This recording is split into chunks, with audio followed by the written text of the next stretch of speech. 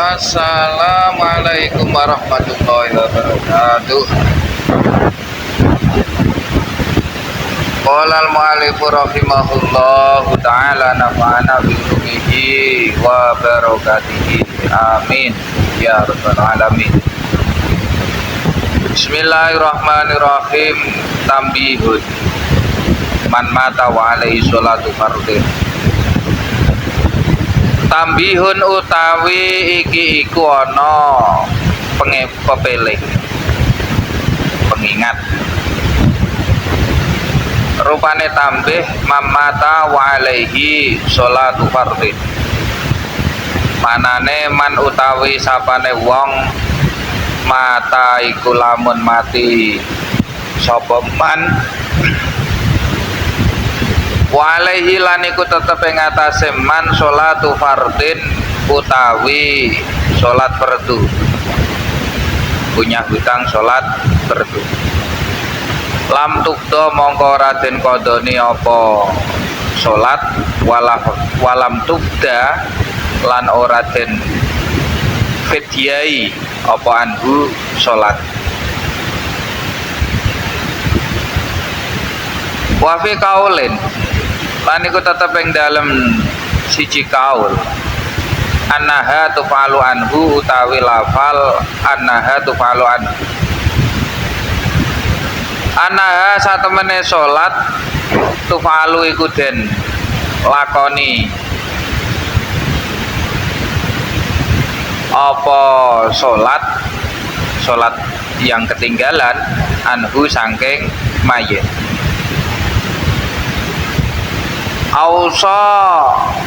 Ausa ini ya bisa qayyid dari man mata wa alaihi sholatu fardhin atau qayyid dari wafi qaulin. Nanti tergantung terjemahannya, penjelasannya. Ausa padha uga wasiat sapa mayit biya kelawan salat amla utawa ora wasiat. Hakahu wis nritake ing iki al-madhkur. Pokoknya enak kalau dirujukan al-madhkur. Karena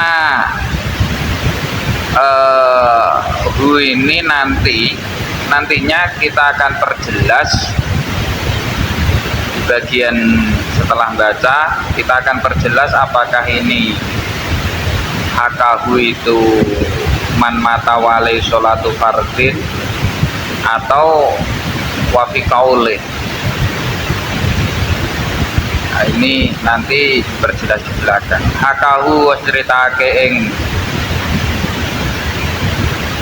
ma sapa al-Ubadi Imam Ubadi an Syafi'i saking Imam Syafi'i li khabarin krana anane hadis fihi ing dalem pembahasan iki al-madhkur. Wa fa'alalan nglakokake bihi kelawan kaul sapa as-Subuki Imam as-Subuki amdati aqaribihi saking sebagiane kerabat Imam Subuki. Jadi Imam Subuki melaksanakan kaul yang mengatakan boleh dikodoni atau difidyai itu pada sebagian kerabatnya. Tentu saja bukan atas dirinya. Maksudnya bukan atas dirinya itu ya beliau kalau meninggal kan tidak tahu itu dilaksanakan atas dirinya atau tidak. Dan tentu saja beliau kan pastinya tidak punya kodok sholat.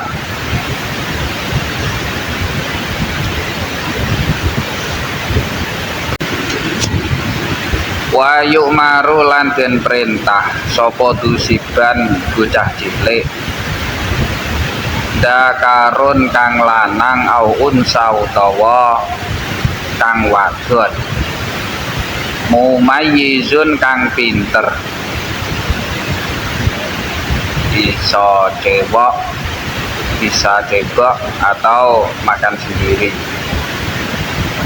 Ulama menstandarkan umur 7 tahun. Biansara gambare yen toh dadi utawa bisa sapa siban dusiban yakulu iku mangan wayasrobu lan ngombe wayastanji lan cewok. Yasrobu iku yakulu mangan sapa dusiban wayasrobu lan ngombe sapa dusiban wayastanji lan istinja sapa dusiban wahdahu halih awak dhewe ne dusiban. Ayajibu yuk maru terus ditafsiri ayajibu tegese wajib. Wajib alaman ing atase wong alakulen ing atase saben-saben suwiji min abawaihi saking wong tuwa lorone dusiban. Wa in alalan senajan sak pendhuwur sapa abawaihi mbah seterusnya. Sumal wasi nuli kari-kari wong kang den wasiati. Wala maliki rokiki nuli wala maliki rokiki lan ing atase wong kang anduweni budak cilik. Jadi min abawaihi wa in ala sumal wasi itu masih dalam kaitan abawaihi. Wasi itu orang yang diwasiati atau orang yang diberi tanggung jawab, bukan abaweh tapi orang yang diberi tanggung jawab seperti guru atau kiai yang mendidik anaknya, itu wasi. Diwajibkan ayak muro apa yen toh perintah sapa kulun min abawaihi ila akhiri biha kelawan salat ay as-sholati tegese kelawan salat. Walau lan senajan ana apa salat iku qadhaan qadha ora trima salat wa bi jami'i syurutiha sartane utawa lan kelawan pira-pira sekabehane syarate salat li saben krana umur 7 tahun. Kalau sudah umur 7 tahun mulai diperintah salat. Ai ba'da saben tegese ing dalem sakwuse 7 minas sinina saking pira-pira tahun. Ai inda tamamiha tegese ing dalem sakwuse sempurnane 7 tahun. Wa in mayyaza lan senajan wis pinter sapa sobi qablaha ing dalem sadurunge 7 tahun. Nah, ini ada hadisnya nanti. Diperintahkan untuk sholat dan hal-hal yang wajib. Wayam bahilan sayukjo masih hotel amri ing dalam sartane sehat perintah, maksudnya pada saat memerintahkan at-tahdidu apa meden-medeni dalam tanda kutip memberi ada penekanan kata-kata lah. Sholat sana sholat.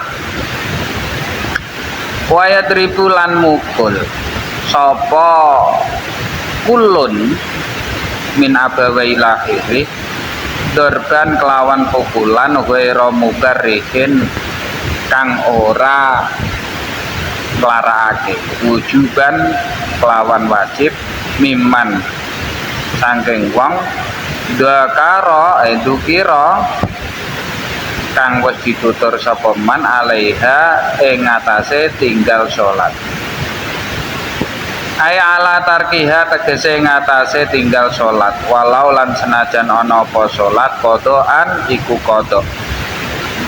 autarka syarten utawa tinggal syarat suwiji min syurutiha sangking pira-pira syarate salat li asyrin krana umur 10 tahun ai ba'da stikmaliha tegese ing dalem sawuse umur sempurnane umur 10 tahun. Nanti juga akan kita bahas tentang tahdid dan hadis yang sesuai yang ada di bawah ini. Lil hadisi krana ana hadis as-sahihi kang sahih apa hadis. Rupane hadis murrus sabi bisolati ida balagha sab'a sinina wa ida balagha asyra sinina fadribuhu 'alaiha.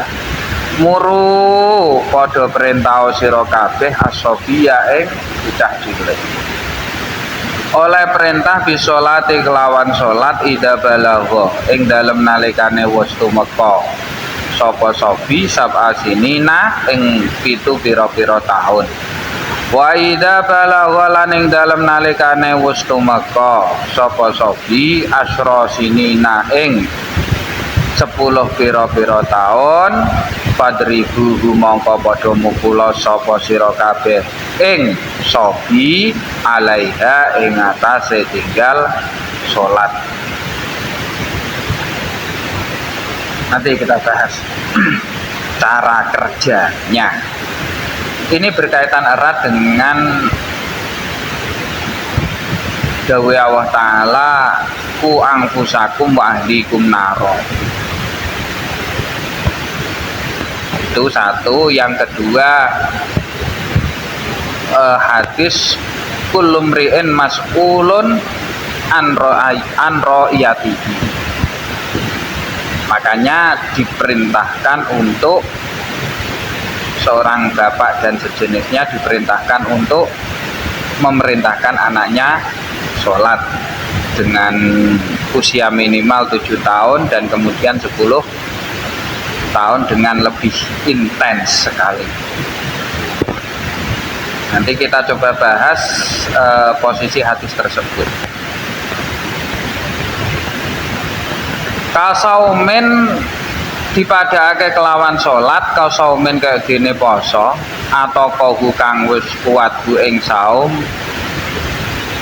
atau kahu kang wis kuat sapa sobi ing saum. Fa innahu mongko satemene saum yuk maru iku den perintah sapa sobi bihi kelawan saum lisabin krana umur 7 tahun.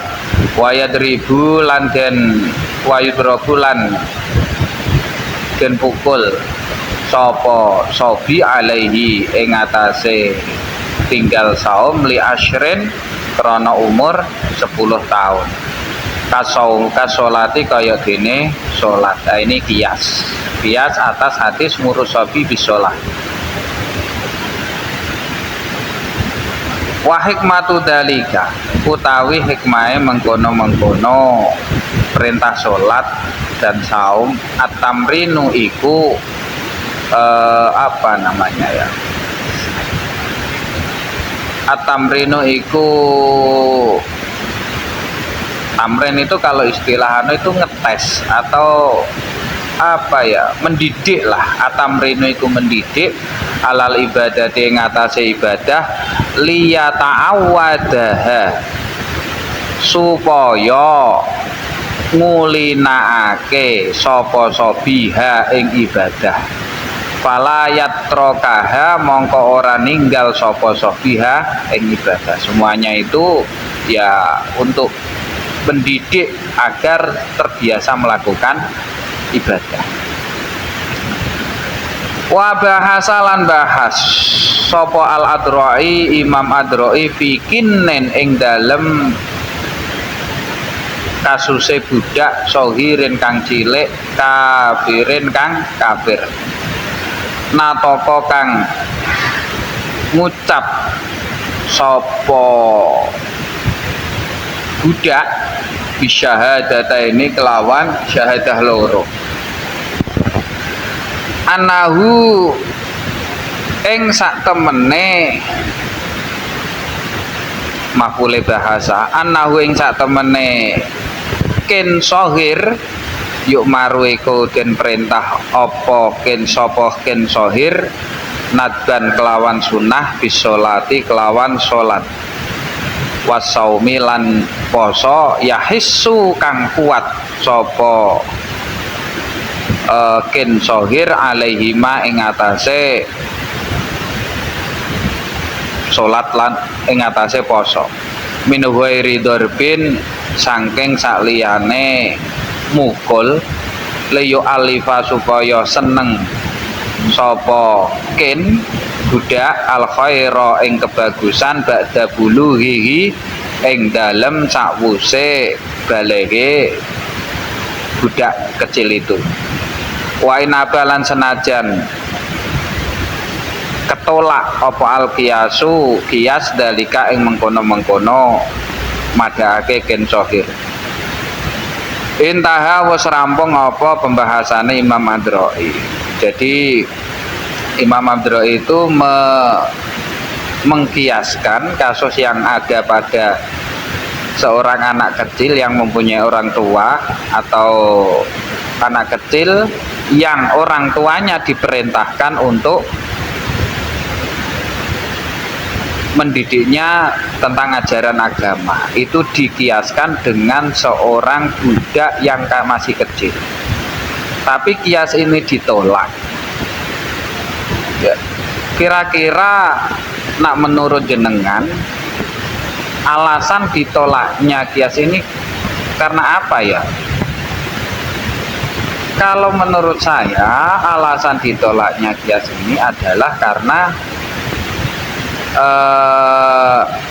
kewajiban alal aba itu berbeda kewajiban ala sayyid, maksudnya kewajiban yang dibebankan atas orang tua kepada anak itu berbeda dengan kewajiban seorang sayyid atas budaknya. Kalau menurut saya kiasnya ditolak ini karena faktornya itu. Kalau menurut jenengan monggo komen.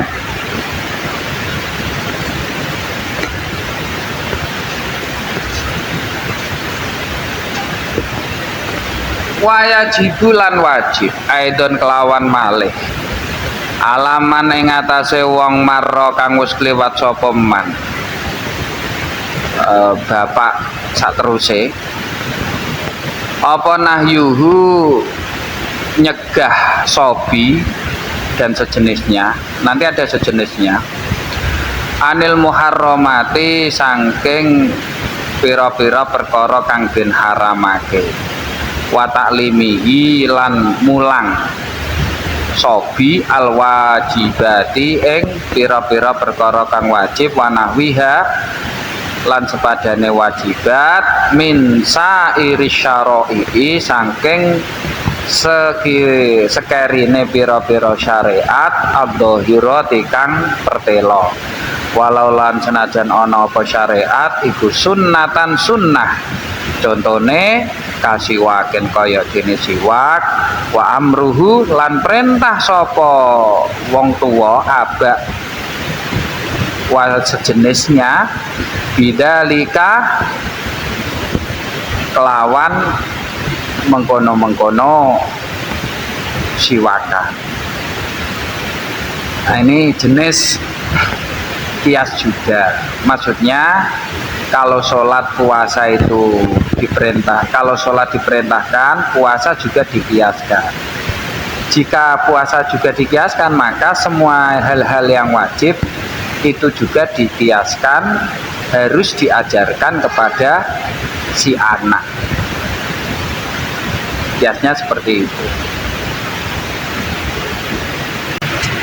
Wala yantahilan ora lebar apa wujudu ma kewajibane perkara marra kang wis kliwat apa ma alaman ing atase wong marra kang wis kliwat sapa man illa bi buluhihi kejaba sebab balehe man marra rasyidan halih wis pinter maksudnya. Terus menerus kewajiban orang tua atas anak itu berlaku terus menerus sampai si anak benar-benar sudah balik dan mengerti. Itu kewajiban ya. Maka ada istilah orang tua durhaka, itu ada dalam konteks ilmu agama, itu ada, yaitu orang tua yang tidak mendidik anaknya, itu orang tua durhaka. Wa ujratu ta'limihi, utawi opae mulang bocah sobi, utawi opae mulang bocah dalika ing mengkono-mengkono kewajiban-kewajiban kal Qur'ani lan kaya dene Quran, wal adabi lan tata krama fi malihi iku tetep ing dalem bondone sobi, dari uang si anak sendiri kalau punya. Sumala bihi nuli kari-kari ngatasi bapak sobi, sumala ummihi nuli kari-kari ngatasi ibu sobi. Itu ongkos atau biaya pendidikan istilahnya lah. Kalau si anak punya ya dari uang si anak, kalau tidak punya ya bapaknya, kalau tidak punya ya dari ibunya, kalau semuanya tidak punya ya apa itu, orang kaya di daerah itu. Kalau tidak punya juga ya negara, Baitul Mal. Itu urutannya. Tambihun utawi kiki wana tambih meneh. Dakara nutur sapa asamani Imam Samani fi zaujatin ing dalem bojo wedok saghiraten kang isih cilik, data abawaihi kang isih duweni wong tua loro. Nah, kalau ada seorang istri yang masih kecil gimana pendidikannya? Anna wujubama satemene kewajibane perkara marra kang wis kliwat apa ma alaihima iku tetep ing atase abawaihi. Fazauji nuli ing atase suami. Itu urutnya seperti itu. Ya anggap saja kalau masih ikut kedua orang tuanya ya kewajiban-kewajiban itu bersama ya harus dilakukan kedua orang tuanya. Kalau sudah ikut sang suami ya kewajiban itu ikut sang suami.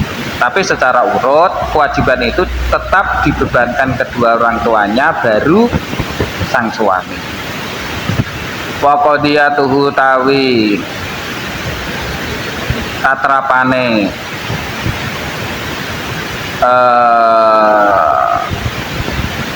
tambah iki wujubu darbiha iku wajibe mukul zaujah nalikane tinggal sholat. Wabilan kelawan wujubu darbiha walau fil kabirati lan senajan ing dalem zaujah kang wis gedhe.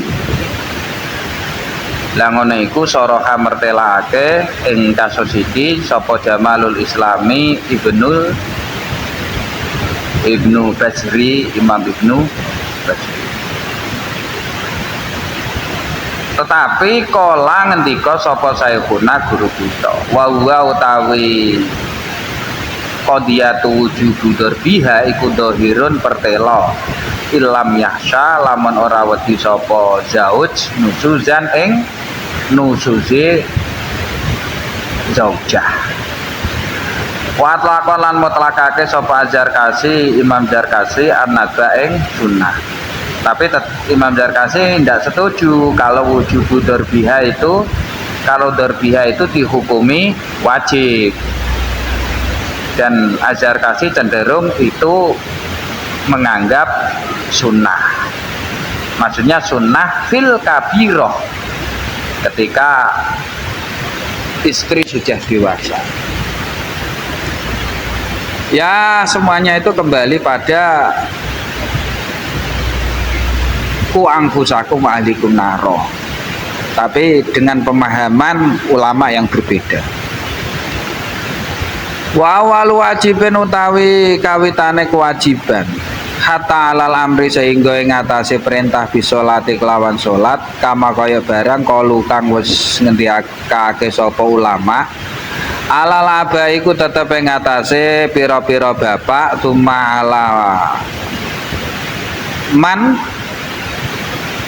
nule ngatasé wong taklimahu kang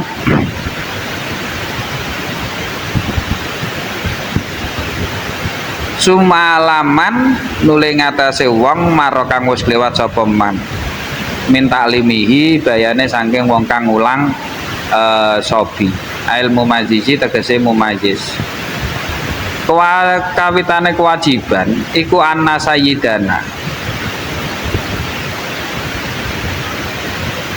iku ana sayi ana nabi ana sak temene bendera kita Muhammad dan rupane Kanjeng Nabi Muhammad sallallahu alaihi wasallam bahasa iku den utus sapa nabi bi Makkah ing dalem kota Mekah wa wulida lan den lahirake sapa Kanjeng Nabi biya ing dalem Mekah wa dufina lan den pendem sapa Kanjeng Nabi disareake sapa Kanjeng Nabi bil Madinah ing dalem Madinah wa mata lan sedo sapa Kanjeng Nabi biya ing dalem Madinah.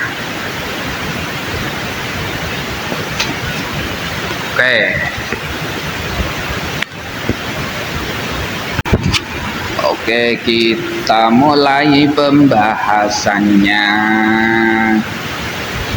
Kita mulai dari tambihun man mata wa alaihi sholatu fardin ila akhirih.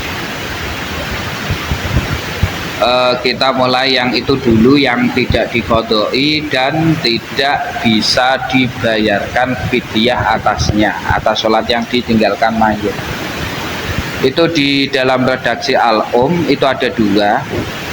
Salah satunya laisa fi sholati qod'un anil mayyiti li annaha ibadatun badaniyatun la tatimmu illa bi fi'lil insani bidatihi. Intinya sholat itu ibadah badaniyah yang tidak akan bisa sempurna kecuali dengan dilakukan sendiri. Itu salah satu redaksi di al-um. Kemudian redaksi dari Imam Nawawi wa ma sholatu fala tuqda anhu bi ijma'il muslimin. Beliau menggarisbawahi bi ijma'il muslimin li annaha ibadatun badaniyatun la tadkhuluhan niyabah. Karena sholat itu ibadah badaniyah yang tidak bisa digantikan, makanya tidak ada klausul dikodoni ketika ditinggalkan. Maksudnya bagi orang meninggal ini tambah satu lagi dari Ar-Rabi'i wala tuqdo anhu sholat li annaha ibadatun badaniyatun kholisotun fala tadkhuluhan niyabah. Ada tambahan redaksi kholisotun. Ini menurut madhab Syafi'i, kaidah yang digunakan di bawah bendera madhab Syafi'i ini sudah sangat lengkap. Yang pertama dari Imam Syafi'i sendiri, yang kedua Imam Nawawi, yang ketiga Imam Rafi'i. Ini ya berarti muktamad. Maka yang menyelisihinya itu dikatakan kil. Nah itu makanya yang kedua nanti dikatakan kil. Dan juga kita tambahkan kaidah fikihnya al ibadatu la tuqda an ghairi sahibiha. Ibadah itu tidak bisa diqodoni dari selain yang mempunyai ibadah. Artinya tidak bisa digantikan. Lah karena yang punya ibadah ini sudah mati, ya otomatis tidak bisa qodoni. Ini yang muktamad, bahwa sholat yang ditinggalkan mayit itu tidak bisa diqodoni atau diganti fidyah. Itu.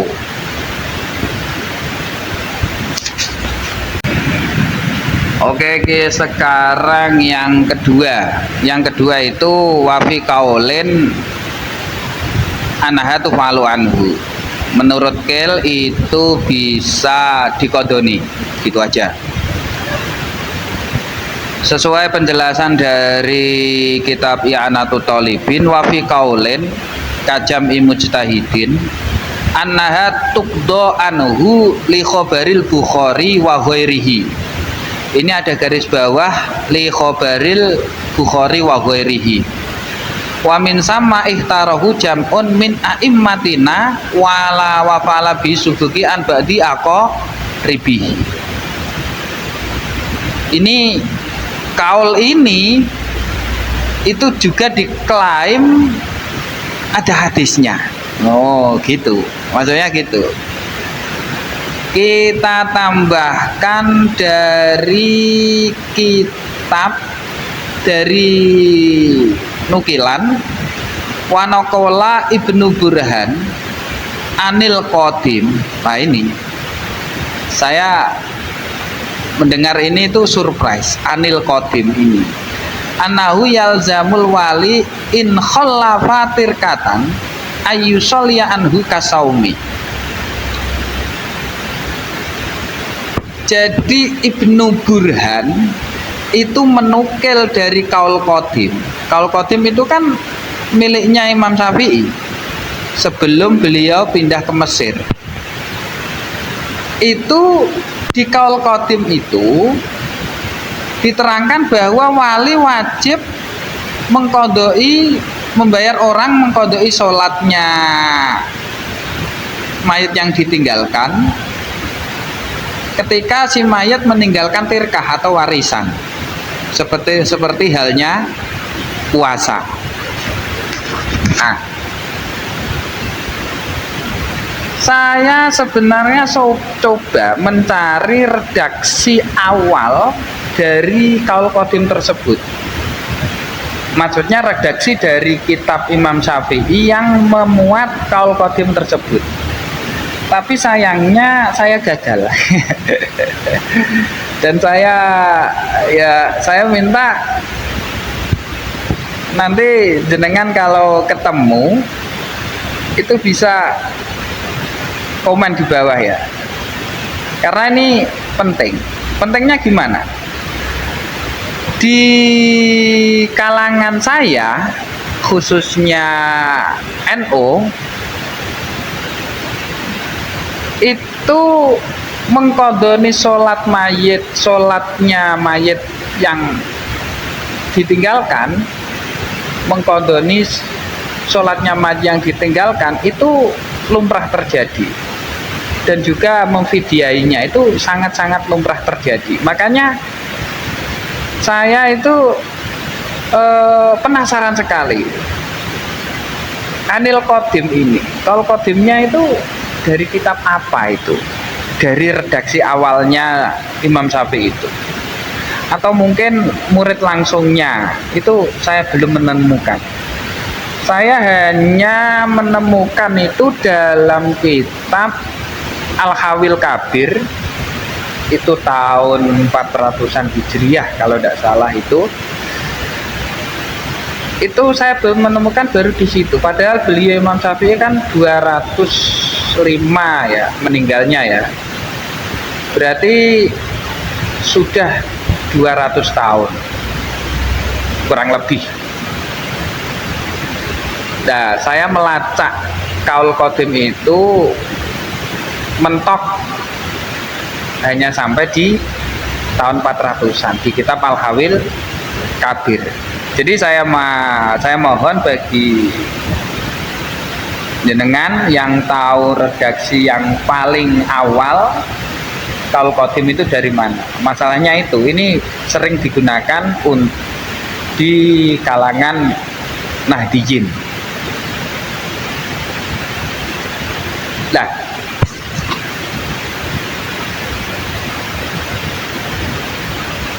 menariknya itu ini.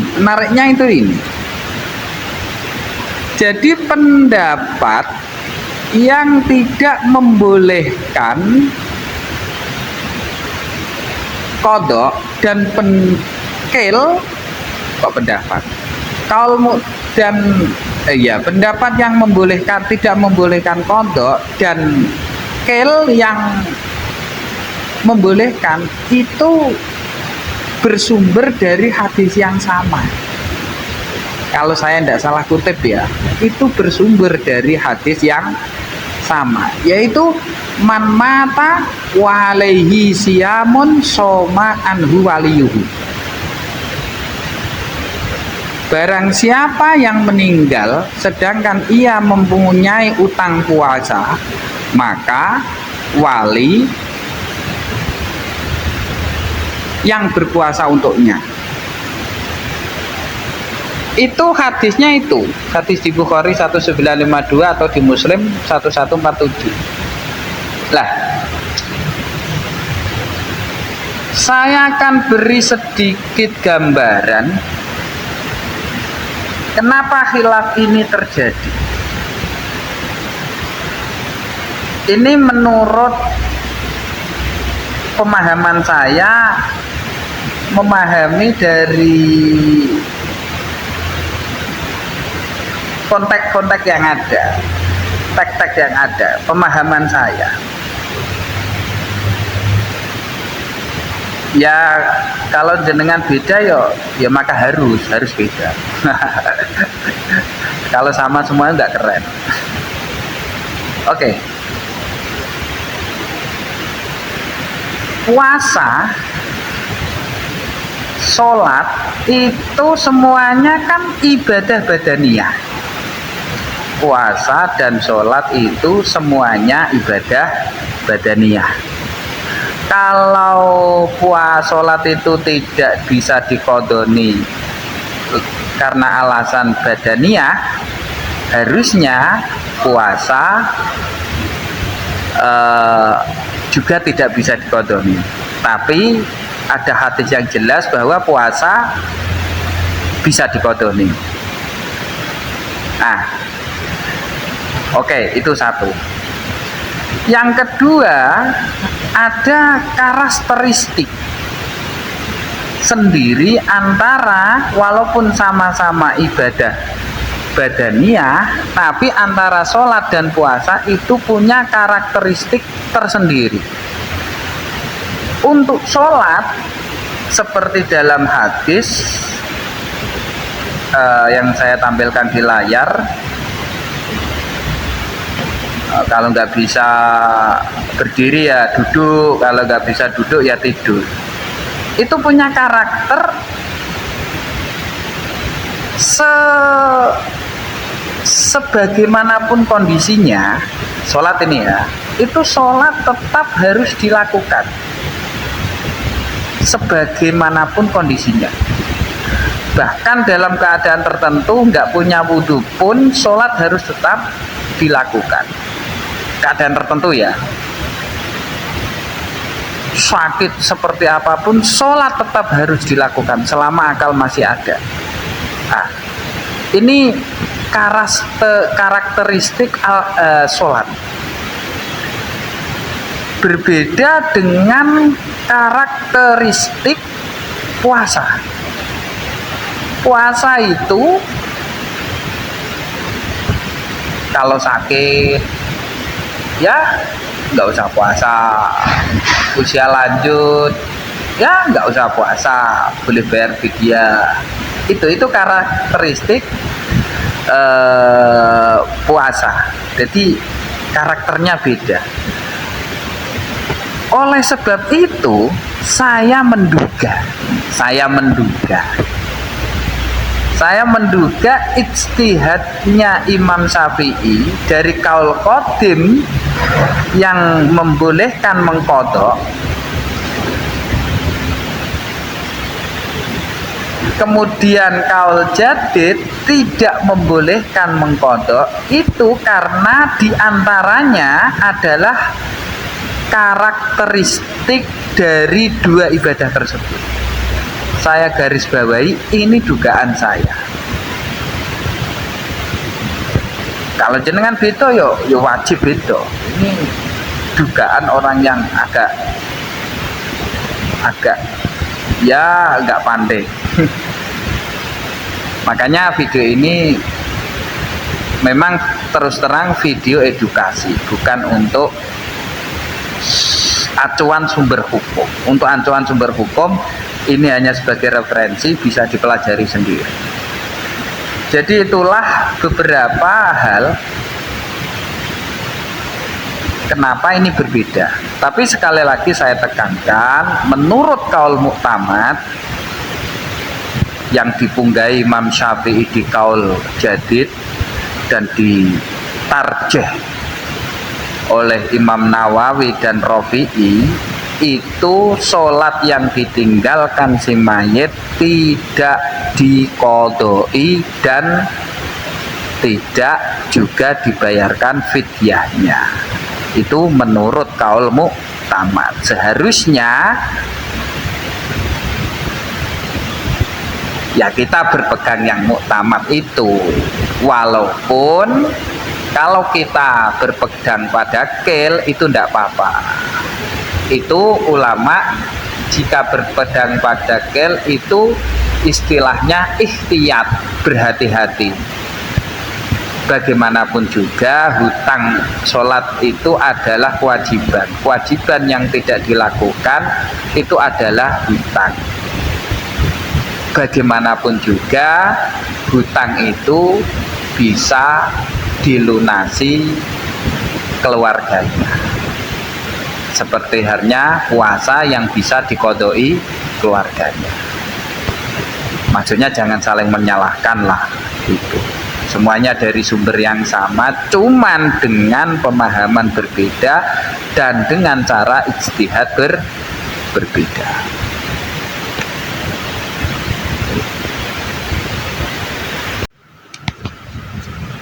Oke, sekarang kita ke yang Wayuk Marudusiban. Wayuk Marudusiban itu pedomannya adalah, pedoman utamanya adalah hadis muru auladakum bisolah. Muru auladakum bisolah. Itu pedoman hadisnya. Ketika umur 7 tahun disuruh sholat, jika tidak mau ya ada penekanan. Kalau sudah 10 tahun tidak mau sholat ya dipukul terus diterjemahkan ulama, pukulannya ghairu mubarihin. Oke, apakah harus seperti itu mendidiknya? 7 diperintah dengan ada sedikit penekanan atau ancaman jika tidak mau, dan ketika 10 tahun dipukul, dijewer atau apalah yang ghairu mubarihin, tidak menyakiti. Apakah cara mendidiknya harus seperti itu? Nah, ternyata ulama itu tidak harus seperti itu. Tidak harus seperti itu.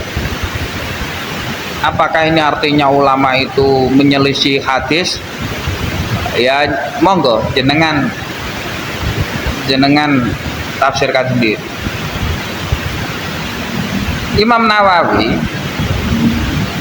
itu di dalam Majmu' itu berkata, wadarbuhu la yakunu illa ba'da tahdzir wa taujih faida amkana ayuti abil irsyadi wa taubihi la yujiru darbu. Tuh mana?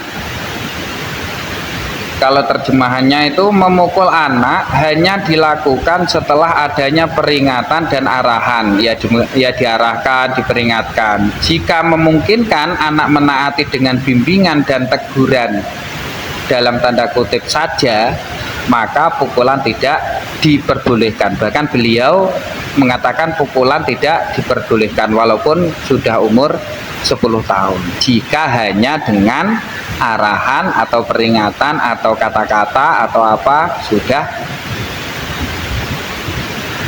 sudah jalan, maka pukulan tidak diperbolehkan. Ada lagi dari kitab Tuhfatul Muhtaj dari karya Imam Ibnu Hajar, faida lam yanfa'u al-irsyad fayuqaddamu ala darbi wa yakunu darbu ghairu mubarikin. Jika nasihat tidak memberikan manfaat, maka baru dilakukan pukulan yang tidak menyakitkan. Oke, jadi intinya ketika anak umur 10 tahun itu ulama tidak serta-merta sesuai teks hadis yang berbunyi fadribuhu, memukulnya, tidak. Bahkan harus didahului dengan,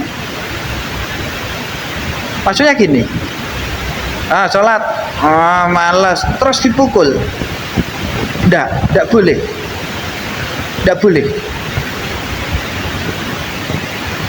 Sholat, ngantuk, gagal sholat, terus dipukul, tidak boleh. Itu ulama menjelaskan seperti itu. Harus didahului dengan irsyad atau pemberitahuan atau sedikit ancaman atau nasihat-nasihat atau lain-lainnya yang sifatnya tidak fisik. Nah, kalau itu semua tidak mempan, baru fadribuhu. Jadi ulama menafsirinya itu seperti itu. Dan ini beberapa ulama dan banyak sekali ulama modern itu pendidikan anak itu sesuai konteks dan budaya.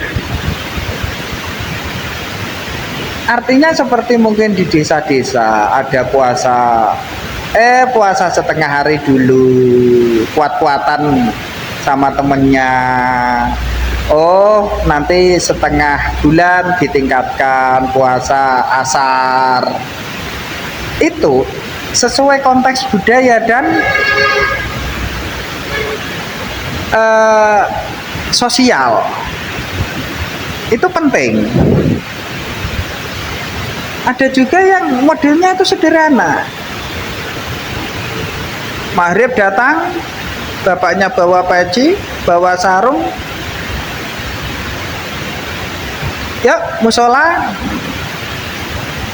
ya diikuti atau enggak, pokoknya bapaknya berangkat ke musola. Contoh langsung itu namanya.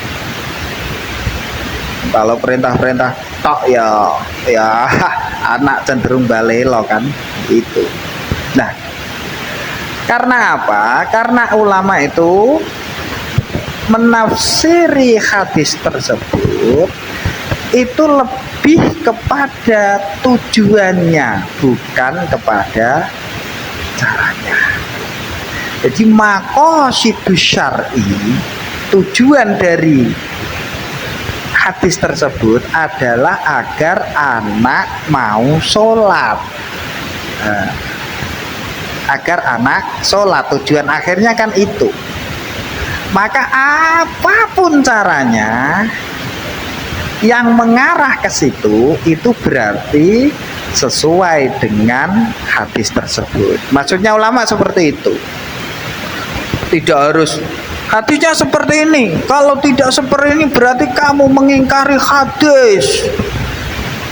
Waduh, kalau seperti itu makanya kita butuh penjelasan ulama. Oh, maqasidus syar'inya seperti ini.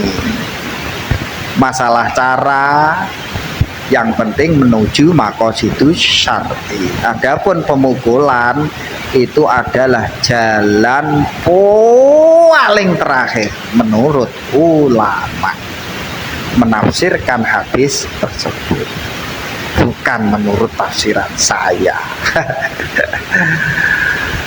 Oke, itu saja. Kalau jenengan tidak setuju, silahkan komen, atau ada yang kekurangan juga silahkan komen. Terus terang, ini video edukasi pembelajaran bersama, tentu saja banyak kekurangannya dari saya. Sangat-sangat mengharap kritik dan sarannya.